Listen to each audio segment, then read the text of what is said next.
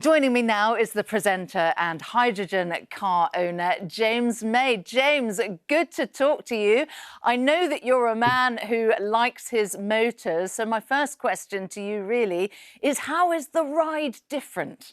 I should come clean and say I have a hydrogen electric car and a battery electric car because I'm comparing them in the real world and I'm trying to take part in the experiments. I'm not an evangelist for either. I'm keeping an open mind. But in both cases, because they're both essentially electric cars, the experience is quiet, serene, and polite is the word I often use, because I can drive them very early in the morning, which I often do, and I don't wake people up. So I'm a big fan of electric motoring, but I think both solutions, hydrogen and batteries, are fraught with potential problems. The problem for batteries is the mining of the difficult materials, very unclean mining, the fact that they're still taking a long time to charge and there's no obvious battery development on the near horizon. The problem with the hydrogen car is it refills quickly, but it's very difficult to find the hydrogen. It's very difficult and expensive to produce clean hydrogen. Most of it at the moment is grey hydrogen made by reforming fossil fuels.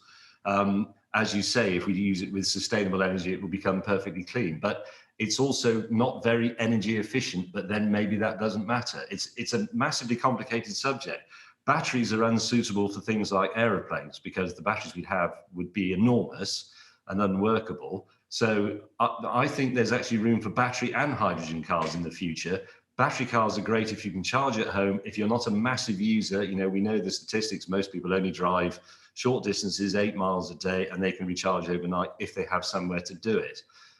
The advantage of the hydrogen car is more that it's not a solution for the car, it's the car take on a bigger energy picture, which is a hydrogen infrastructure and a hydrogen economy. So it would really be put in place for things like ships, aviation, heavy haulage, and the car would benefit from it. The car, as it is, benefits massively from the battery revolution, but it doesn't transfer so well to things like haulage, shipping, and aviation. This is why I think we'll end up with both and maybe some other things besides. James, you described it as a polite drive. Now, you're a man who likes, I think, the thrill of a drive. Is the most exhilarating thing about driving a hydrogen car is not knowing when perhaps you're going to find the next hydrogen filling station?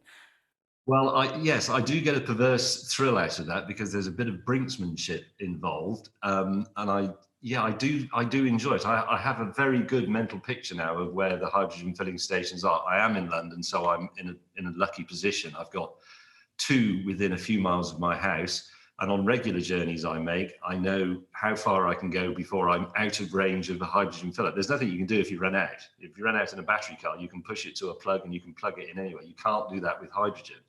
So yes, I do enjoy that. My new hydrogen car, I've just got the new Toyota. It's got a bigger tank and a bigger range, and it's a bit more efficient. And I find I'm a little bit more relaxed about using it. But there are still parts of the country where if I'm going there, in all honesty, I have to take the Ferrari. It's as simple as that. You poor man, my heart goes out to you. 2030, there's going to be a ban on sales of petrol and diesel cars. Do you think we'll be ready, and will hydrogen be a part of that mix? I hope hydrogen will be a part of that mix, certainly for those other areas I mentioned, like vans, big lorries, and so on. I think we can be ready, but I think some of the challenges are bigger than people are wanting to admit. So everybody says there's only 8,500 or slightly fewer than 8,500 petrol stations left in Britain these days. The number has been declining since the 60s. But what they're forgetting is most of them have at least 5. Some of them have 20 pumps, and they're occupied for a few minutes at a time. Whereas battery cars, even with really good supercharging networks, still take tens of minutes, sometimes an hour to recharge. So even though we've got more charging points than petrol stations, I don't think it's anything like enough yet, because if you multiply the number of pumps in a petrol station and then multiply that again by the number of minutes you need to occupy an electric charge, I worked out the other day that the country needs something like 1.2 million. So it's not going to be for everybody. And if you are traveling the country selling encyclopedias or any of those other things that people drive around doing, then it's going to be tricky to use a battery electric car, and a hydrogen car would be nicer if there were the filling stations. I filled mine up 2 days ago, and I timed it out of interest, which I do fairly regularly because I'm that kind of bloke. and it took 4 minutes and 10 seconds. And that gave me a range of 300 miles. And that is glorious. Really good to talk to you. James May, thank you. Thank you.